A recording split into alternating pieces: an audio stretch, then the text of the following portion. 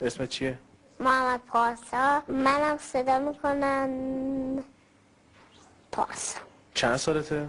6 سالم. فوتبال هم شنیدم بازی میکنی ها؟ طرفدار چه تیمی هستی؟ من توی ایران یا تو اول ایران بعد خارج. اول توی ایران استقلال و تیم ملی. میتونی اسم بازیکن استقلال رو بگی؟ خسرو حیدری، برهانی، جباری، شکوری. مشکل پرسپولیس چیه؟ مشکل پرسپولیس مربی. چرا مثلا به نظر کی خوبه الان مثلا مربی؟ قدسی رو نباید میبردن. دیدی یه بار قهرمان کرد. خب اگه میبود با استقلال مساوی میشد. اگه میبود الان تو این روزا الان پرسپولیس قهرمان شده بود. چند روز 3-4 روزی گذشته بودم مثلا اسم قهرمان شد، ولی پیروانی بود. الان نگاه کن میبینی که خیلی بد نتیجه گرفت. خب حالا به بازم نظر میاد فایده نداره. حتما باید خود قطبی باشه. حالا غیر از قطبی مثلا کسی دیگه باشه تو رضایت نمیدی دیگه ها؟ خود خب حالا قطبی. به نظرت محمد پارسا چرا پرسپولیس توی لیگ نتیجه خوبی نگرفته؟ تو جدول پایینه گفتم ولی که بخاطر هم مربی مربی دارم مربیش تجربه زیاد باشه یادشم. بالای خارجی کدوم تیم بیشتر از همه دوست داری؟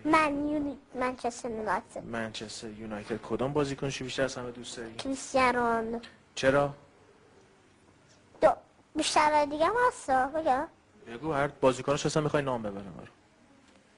نه چیز میگم ستاره هاش که خب بگو ستاره هاشو. کریستیانو رونالدو، ویلیچ، پول سکولز.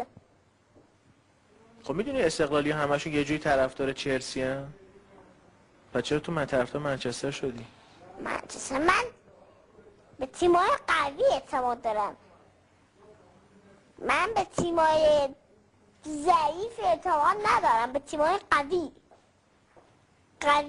اگه تیمی که آبی باشه ولی ضعیفم باشه بازم من میرم یه تیمی که دیگر دنباله. اون وقت اگه استقلالم ضعیف بازی کنه با اینکه آبیه اون وقت تو می طرفدار یه تیم دیگه میشی؟ آره. ببینم الان تو برنامه ورزشی تلویزیون کدوم بیشتر از همه میبینی؟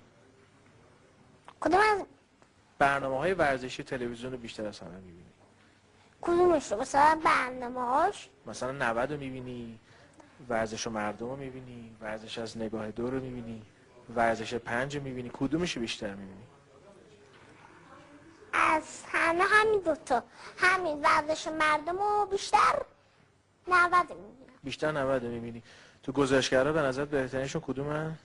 اولیش فردوسی پور. خب دومیش همین چیز گفتم که آقای شفیع. خب سومیش هم چیز مرزک میرزایی. خب فوتبال کشور دیگر دنبال میکنی؟ بوندسلیگا اونا فوتبال قشنگ بوده. دیگه حرفشو نزنم. حرفشو نزنم یعنی دنبال میکنی دیگه. همشو دنبال میکنم. خب تو انگلیس بالاخره تکلیف قهرمان کی میشه؟ تکلیف قهرمان یعنی چه تیم قهرمان میشه؟ آره منچستر یونایتد. منچستر. حالا هفته حال می‌کنی؟ 33 لیگ برتر فوتبالمون هم برگزار شد. درسته؟ یعنی تو ایران. آره لیگ تو لیگ ایران. الان کی اوله؟ چند امتیاز؟ تو واقعا خب با 17 برد. خب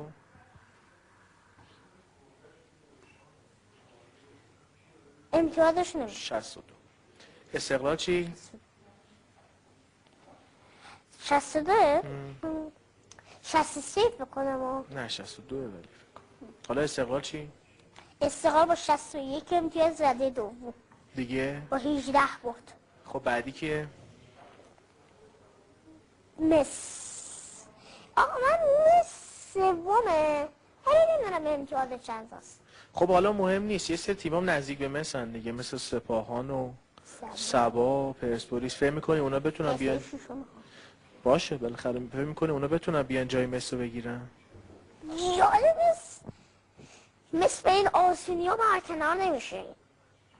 یعنی فوتبالش خوبه. خوبه. داره تلاش میکنه. چرا؟ جام آسیا. آفرین، چون سوم بشه میتونه به باشگاه‌های آسیا بره. درسته؟ خب حالا تو تیم‌های ته جدولی نتیجه‌های خوب بگیره. ببین سایپا تو ورزشگاه خودش شکست.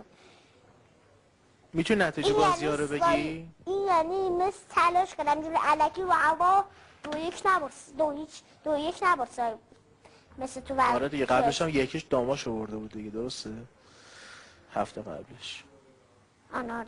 خب حالا نتایج بازی این هفته رو به ما بگو ببینیم چند شدن بازی ها. ملمان 3 زمخان 0 پرسپولیس 1 استقلال 2 استقلال 1 سایپا 1.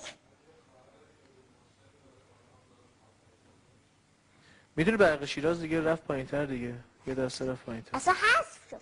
خب حالا به نظر دیگه ته جدول کدوم تیم‌ها میافتن؟ الان اگه این 3 تیم خودشونو خوب کنن ما هیچ تیم بدی نداریم. کدوم 3 تیم؟